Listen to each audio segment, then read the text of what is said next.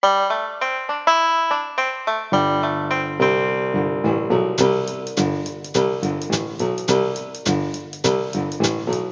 back once again to Movin' Right Along, a Muppet Movie podcast brought to you by toughpigs.com. This is the podcast where we watch the Muppet Movie 2 minutes at a time and talk about it a lot.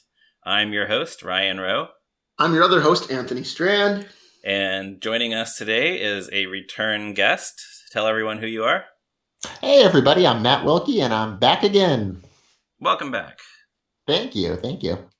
And today we are looking at minutes 37 and 38 of the Muppet Movie, in which Mad Man Mooney welcomes our heroes to his car lot. They end up with a new car, a new used car, and Sweetums wants to go to Hollywood. So Milton Berle, again, we talked about him last time, about who he is. He's playing Mad Man Mooney. This suit that he's wearing, I guess it kind of screams, sleazy used car dealer, doesn't it? Yeah, sure. Or a stagecoach, I guess. It's got a very Western theme to it. Well, he also has the hat and the bolo tie, so that adds to that whole appearance. Well, and I think they must be getting vaguely out west by now, right? I mean, I guess they were in Saskatchewan earlier, and they've been all over the place, but I guess yeah. They are theoretically heading west, so it makes sense. You know, they could be in Colorado or Arizona, somewhere in the Southwest. Yeah. Well, we're Bogden County. Which state is that supposed to be in? Oh, I don't know. Are you asking if there's a real Bogan County in the United States? Yeah. Because I wonder if they're because it's pretty soon that they get to there, so it might be nearby. I don't know. Google search for Bogan County only returns the Muppet Movie and a 1977 TV movie called Escape from Bogan County. That could also be the Miss Piggy story. When is that TV movie from? 1977, so 2 years before the Muppet Movie. Wow. But it stars Jacqueline Smith and future Muppet Movie actor Pat Hingle. Wow. So it takes place in the same continuity, obviously. So it's a prequel to the Muppet Movie. And apparently a prequel to Muppets from Space. Yes. Featuring Pat Hingle. Yeah, everything's connected. We don't talk about Escape from Bogan County often enough. All movies are connected. That's my major thesis I've been working on. Every movie is connected. Yes. I think that's a noble goal, man. This one fan theory will blow your mind, et cetera, et cetera. I used to work on a sketch comedy show, and one thread that we had was that the host of the show thought that every movie was a documentary, and that every single movie he'd ever seen was a documentary. He'd be like, "Yeah, like in the documentary Back to the Future." Yeah, sure. Awesome. I do like the idea of all the Muppet movies as documentaries about talking bears and frogs and chickens. Not a talking chicken, I guess, but the chicken mostly just clucks. I'd like to live in that world. Anyway, another thing I like about Mad Man Mooney, the sign at the dealership says Mad Man Mooney's okay used cars. They're not good used cars, they're just okay. Well, that's the thing is the sign on front of the white building says Mad Man Mooney okay used cars. The sign on top of the other striped building just says Mad Man Mooney used cars. Right. And he introduces it as welcome to Mad Man Mooney's Hubcap Heaven. Hubcap Heaven, yeah. You don't see any kind of signage reflecting that anywhere. No, so is that just like a new slogan he's trying out or something? I think he's same as Gonzo. He's got a branding problem. He's got to find out what his brand is and stick to it.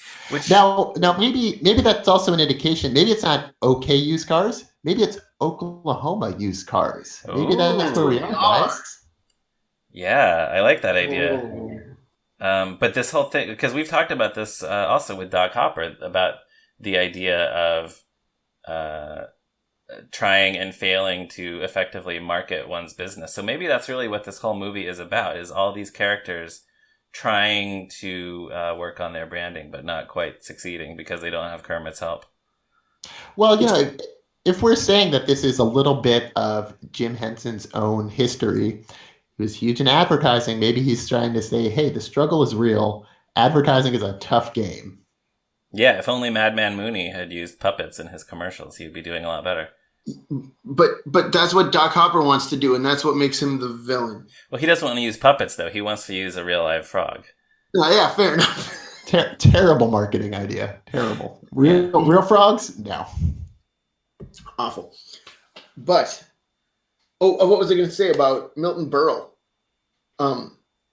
Ryan, earlier you mentioned that he seems like such a great sleazy used car salesman. Last week, this week, I said, because of his ensemble, yeah. Yeah, and last week you mentioned how kind of sleazy he seems in general. Yes. They put that to such good use here. Oh, yeah, he's perfect for this role. Oh, he's great. Like, my favorite thing he does in this movie is when he calls the Volkswagen Beetle this German street machine. It's a car, so yeah, I guess you drive it on a street. But I think when you hear street machine, you think like something Vin Diesel would drive in a Fast and the Furious movie or something, right? Yeah. Now, I have no sense of how much cars cost in the 70s. Is it part of the joke that $2,000 is way too much to ask for a decrepit used Volkswagen Beetle in 1979? You know, you're probably right now that you say it. Like, I would never have thought of it. But yeah, you're probably right. We should get out the 1979 Blue Book and see what it would say. I actually did Google how much did a Volkswagen Beetle cost in 1979, but I couldn't find any definitive results. And then I also looked up the Studebaker because he mentions the $12 trade-in. I guess the $12 trade-in applies to both the Studebaker and Gonzo's truck, right? Yeah. Right. So do you think normally it's a $6 trade-in? $6 for the Studebaker and $6 for the truck, or could it be like every car $4 for the truck and $2 for the Studebaker? That's a great question. If he's dividing it up somehow. Yeah, a great question that we will never know the answer to. No, I mean we could technically ask Jack Burns, right? We could, but he would say, "What the hell are you talking about?" most likely, yes. Yeah. But yeah, so the detachable fender falls off of the Volkswagen there, and that. Well, I just got to say about the detachable fenders. Technically, I have a 2-car garage in my home, but it's a very narrow 2-car garage, and my wife usually gets home from work before I do. 3 times a week, probably, when I pull in, I think about how I wish I had detachable fenders for narrow garages. Mad Man Mooney was onto something. It's very real to me. Ahead of his time.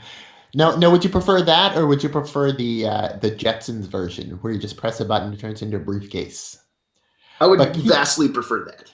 But keep in mind that this is something that's always bothered my good friend and I. That if you hit that button and you turn an entire cart into a briefcase, that's going to be extremely heavy. That's true. Yeah. The briefcase weighs the same amount as the car. Yeah. Yeah, I don't know. Maybe by then they figured out how to change mass when you change, whatever. Or they're all just they're just really strong in the future. Yeah, that's true too. Humanity is on the upswing. Finally. Yeah, I'd like to think that that'll happen. Mm-hmm. Also, about the $12 trade-in, I love how he just kind of like chuckles to make it seem like it's a great deal.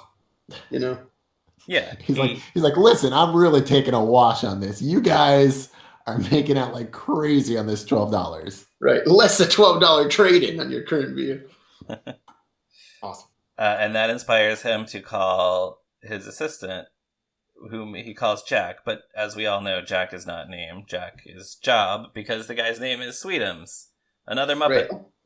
Right. Although, again, another Muppet who is not identified by his actual name. That's true. And I think that confused many, many people who watched this growing up, because he addresses him as Jack. He does say Jack, not name, but then he never actually says his name.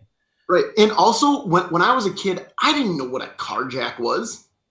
I didn't know that when he said Jack Job, it meant that his job was to lift the car up. I didn't know what that meant. I just thought, okay, what? Yeah.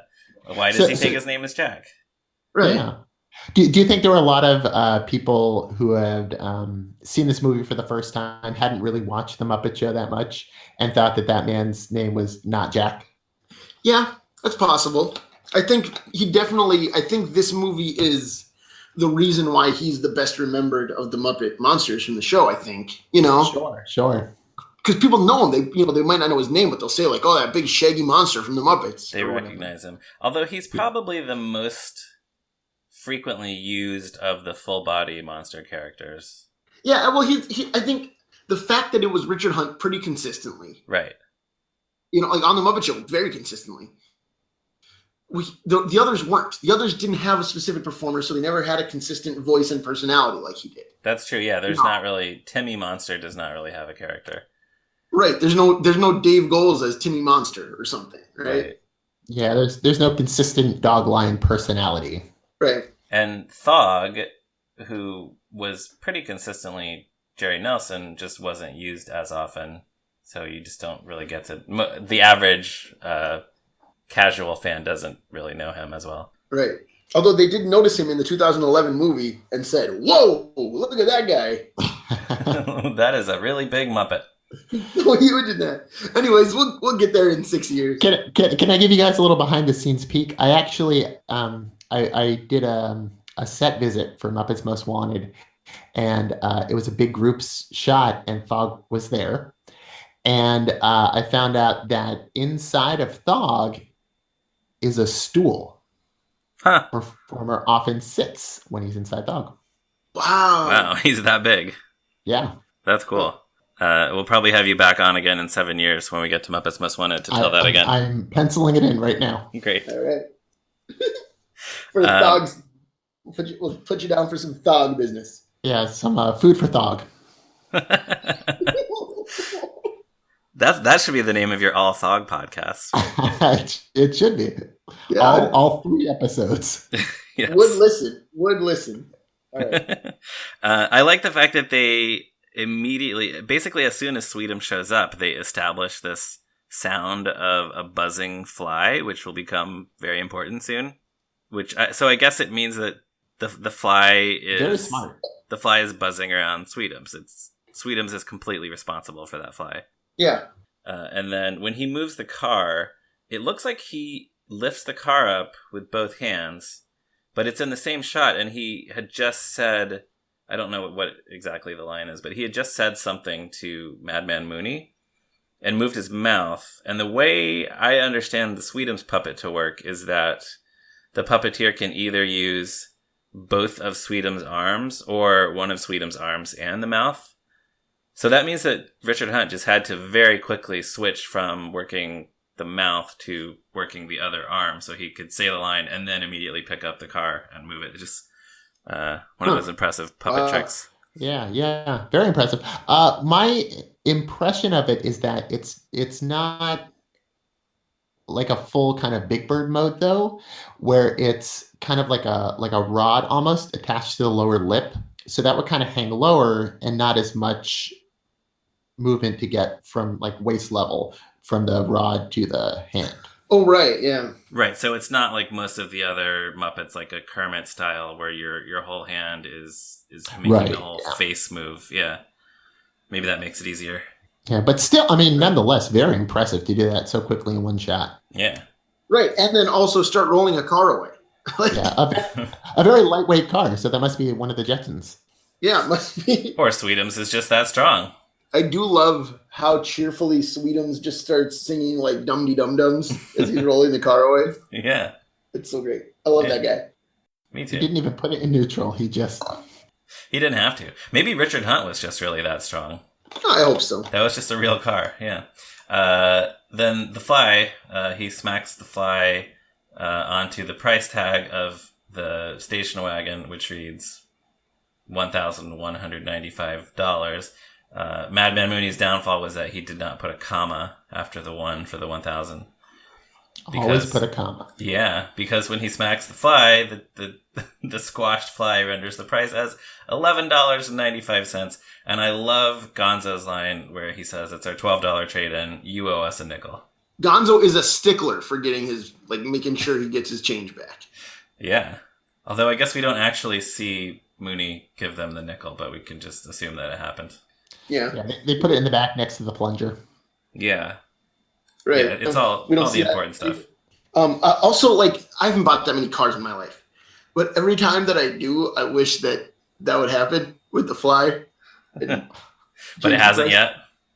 No, it hasn't happened yet. But also, like, I talked earlier about the narrow garages and all this. I think that this movie informed about buying and using cars. And using cars. I don't think I would know how to. Anthony always drives around with a little person in the trunk.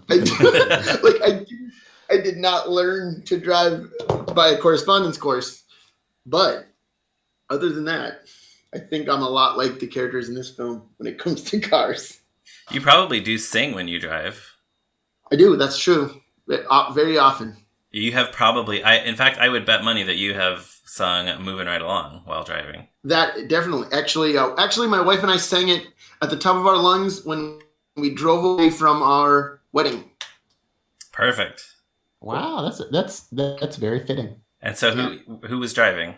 I think I was driving. The little person in the trunk. And Roz was playing. The trunk was driving. But you were driving, and Roz was playing the banjo. Yes, absolutely. That's where I was going with that. That makes sense. Yeah. All right. I have a note from the June 12th, 1978 draft of the script. Please. One minor difference, but so while Mooney is going on and on, Sweetums in this draft of the script dips his finger in a puddle of oil. And as Mooney is talking about the fact that the price on the sticker is always what you pay, Sweetums very deliberately uses his oily finger to add the decimal point on the price tag. So it really changes. It's not as funny. It's not as funny because Sweetums is kind of an unwitting participant in this joke in the finished movie, which is better. Right. Yeah, for sure. And it leaves that ambiguity of if he meant to do it or if he didn't. And it adds kind of like a sweetness to him. Whereas if it was a deliberate thing, it would almost be, in a way, like a mean thing to do. Yeah, and we haven't really seen Mooney. I mean, he doesn't seem like he's a nice guy, but we haven't seen him be like a bully to Sweetums, so it wouldn't feel exactly like he deserved to have Sweetums take revenge on him. Right. Maybe in that version he had stolen his joke because Milton Berle loved to do that. Oh, he sure did. Yeah, I always thought it was funny that he at some point published that huge book called Milton Berle's Private Joke File. Because, like, how many of those jokes in his private joke file did he take from other comedians? All of them. All of them, yes. Yeah. Absolutely. Maybe, I haven't actually read the book. Maybe it's organized by in alphabetical order of who he stole them from. I hope so. It's written by Milton Berle et al. Yeah. So then here's one of these things I noticed for the first time in the next shot when they say... So for some reason they invite Sweetums to go with them to Hollywood. Which is ridiculous because you wouldn't even fit in the car. Right. That's why I say for some reason. I guess. And not only that, they've only been inviting Muppets, which feels a little wrong. Like, you can't branch out a little bit, have some like humans on there too. It seems a little discriminatory, guys. Look, I'm sure they would have loved to have invited Madeline Kahn to go to Hollywood with them, but Telly Savalas would have gotten mad. Yeah, I'm trying to think if there are any other human characters that felt enough like kindred spirits to the Muppets that they would have wanted That's to invite invite them. That's a good point, Yeah. But yeah, they're just inviting every Muppet they encounter. I mean, I would say the only one is Dom DeLuise, right? Who is going to be there anyway. Right, he's already a Hollywood guy. Yeah. But the thing I noticed is when Sweetums says Hollywood and runs away from the car, he tosses the price tag over his shoulder behind him, and it kind of flutters to the ground behind the car, which is No, I didn't notice that this time either. Yeah, because at the beginning of that shot, he's taking it off the windshield, and then he just tosses it. Yeah. You know what I love about when Sweetums says Hollywood? As he runs away, he's going, oh, whoa, oh. Just making these like bizarre sounds. I guess it's because like we don't want Kermit and Fozzie and Gonzo to know that he wants to come, so they have to be kind of ambiguous. But it's just kind of like he's like, it's the strangest noises. I love it. It's so monstrous. All he says, yeah. Is it one of these things where his No, you can't even see his mouth. I thought maybe it's because his mouth is flopping open, but you can't even really see it because you're seeing him from behind. He's running away, yeah. Yeah.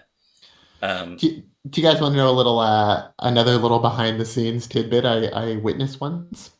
Yes. Featuring Mr. Sweetums. Of course, yeah. So I had visited the set for the Muppets TV show. And in one episode, Sweetums is riding a bicycle. No, he's driving a golf cart. That's what it was. Driving a golf cart, and he had to slip on some butter. You know, the butter on the brakes episode. You guys remember that part? I sort of remember that. Yeah, in the studio. Yeah. So Matt Vogel is inside there, and they're kind of figuring out, okay, what's the blocking? How do we do this? Where do we do the driving and all of that? And they wanted to be realistic, so of course they wanted him to really drive and to really talk at the same time. But as they were doing the rehearsals, Matt realized that, it can't see when I'm driving because my mouth is closed for a lot of this. So just on the spot, they made up dialogue for him to say, and it was mostly just "whoa," so he could have the mouth open for long enough to see.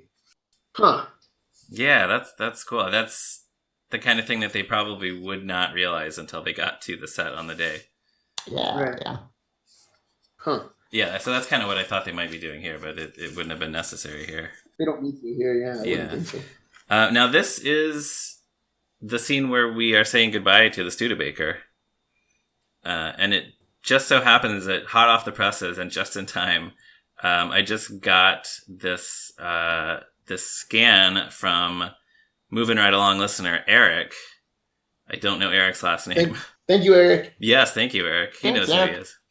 So it's a copy of what is it actually called? Turning Wheels, I believe. It's the official magazine of the Studebaker Drivers Club from shortly after the Muppet Movie came out. This is a real thing. So it's basically either an entire article or possibly even the entire issue of this little magazine, because I don't know how much there was to write about Studebakers every month in 1979. Well, I'm sure it's longer than the Mini Cooper one. Yes. But there's some cool little tidbits in it. One thing I thought was really interesting, the guy who wrote it obviously talked to some of the people who worked on the movie. So he talks about how the Studebaker was specified by Jerry Jewell in the script before they even knew whether they could actually find a Studebaker to use in the film. Which certainly gives credence to my theory that they just thought the word Studebaker was fun.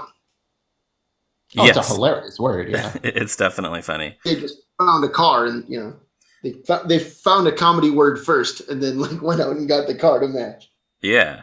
So there was a guy named Don Casella, the transportation captain for Marble Arch Productions, who was in charge of finding the Studebakers. So he found one in Los Angeles and the other one in Tacoma, Washington. And they painted them both to look, I guess, old, like they had been owned and driven by Fozzie's hibernating uncle for a few years. And so one of them they converted into, to where it could be driven by the person driving in the trunk, while the Kermit and Fozzie puppets rode up front. And the other one, they just used for the wide shots.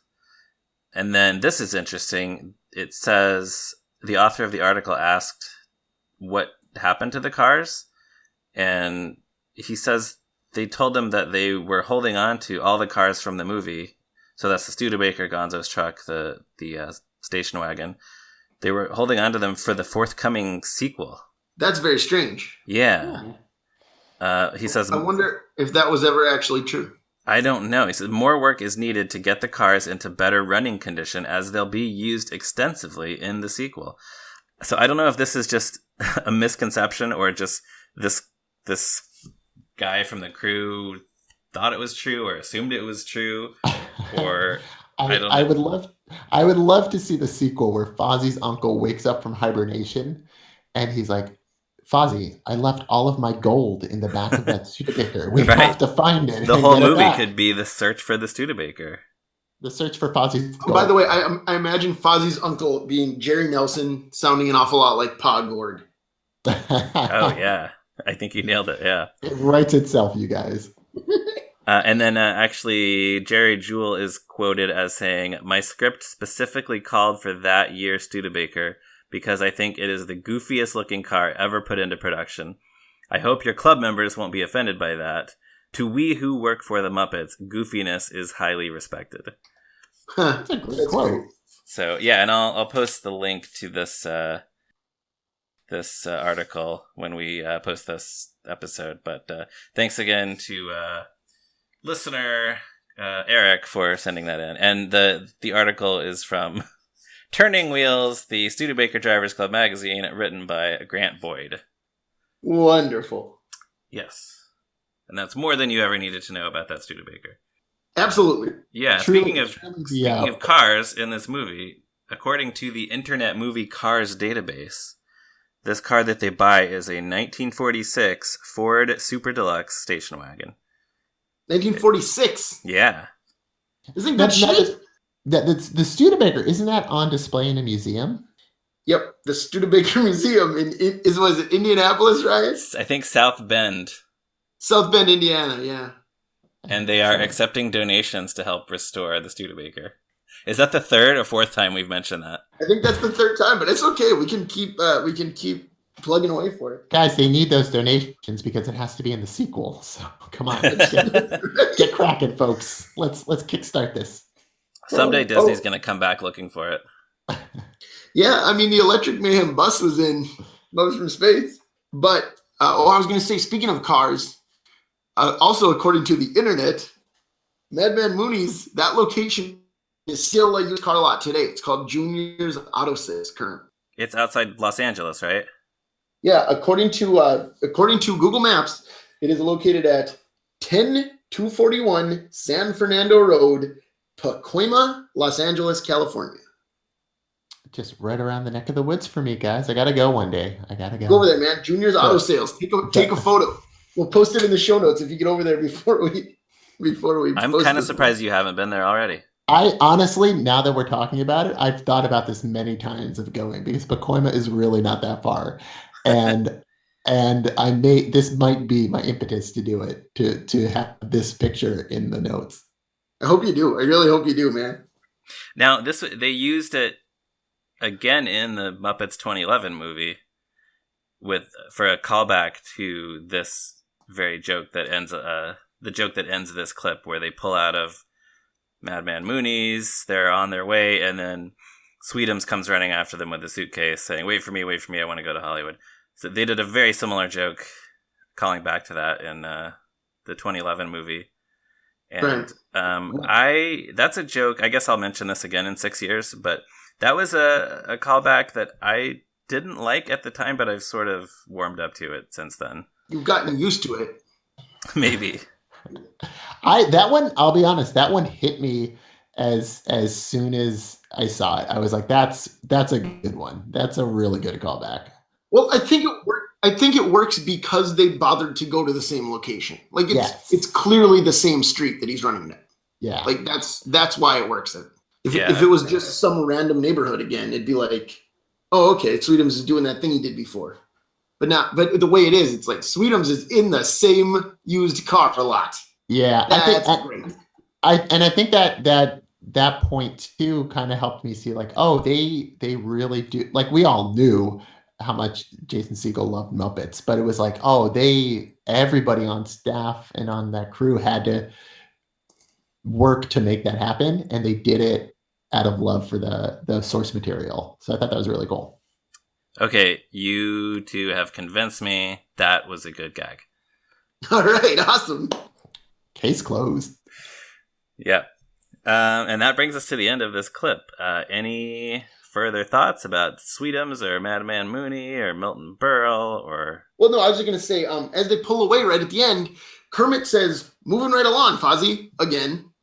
And Fozzie kind of starts half-heartedly humming, moving right along. He's just kind of like, dum, dum, dum, da, da, something like that. I like the idea that Kermit has kept doing this and Fozzie is just kind of getting sick of the song, so he's not singing the actual song anymore. How many, between the first time they sang it and this point, how many times do you think they sang it? I feel like they singing it through the whole time they sing it. They're all over the place. They're in Saskatchewan. The sun is coming up in the west, right? Like they get in a snowstorm. So like they probably sing it dozens or hundreds of times, right?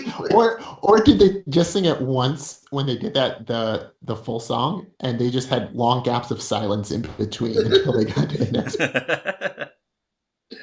Yeah, I don't know. So the unedited footage would just be like, yeah, I hate, that bugs me so much in like movies and TV shows where they have like, I got one thing to say to you, and then they do a cut to like another scene, and they're like miles away from where they were, or and like they're saying the thing.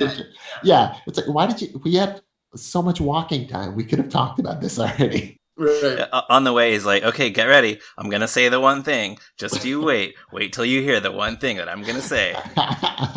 All right. So anyways, I think, Ryan, you were about to ask Matt about how he feels about the Muppet movie. Yeah, just the general, like, do you remember the first time you saw it? Is it your favorite? That kind of stuff. Oh, yeah, for sure. I don't remember the first time because I had it on a VHS tape recorded off of TV. So I don't remember where it was the first time that we watched it. But I watched it a lot as a kid. And this one and Great Muppet Caper watched in rotation back to back, as well as Follow That Bird. Those were like the top movies, any movies for me. So this is, and it's hard for me to pick, like, if you have to do a favorite Muppet movie between this one and Great Muppet Caper. I think this is an amazing origin story, and I love origin stories. So it's very well done. But then this feels like an introduction, whereas Great Muppet Caper feels like this is the Muppets, and this is like them in their element doing everything right, and it just feels like so much fun. Not that this one isn't fun, but just a different kind of feel. So yeah, big fan. Good answer. Thanks. What did I win? You won the chance to go back and watch these minutes again. I certainly will. Back in the lobby out here.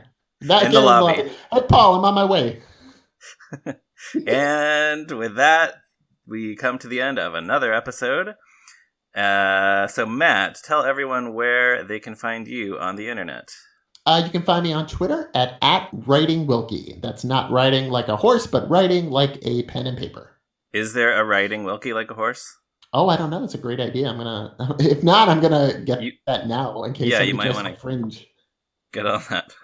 And meanwhile, you can also follow Tough Pigs on Twitter at Tough Pigs. We're also on Facebook and Instagram and other things. You can follow me on Twitter at @MeRyanRowe. You can find Anthony at Zeppo Marxist. And you can also go to the Tough Pigs website and read all kinds of interesting things. And don't forget to give us a positive review on iTunes and tell your friends about the show. And, if you like this episode, if you have interesting things or questions about this episode, feel free to comment on the Facebook post, or you can go to the Tough Pigs forum. You can go to toughpigs.com and click on the link that says forum on the side of the page. So that should just about do it, and we will see you next week for another episode of Moving Right Along. Goodbye. Goodbye. Bye, everybody.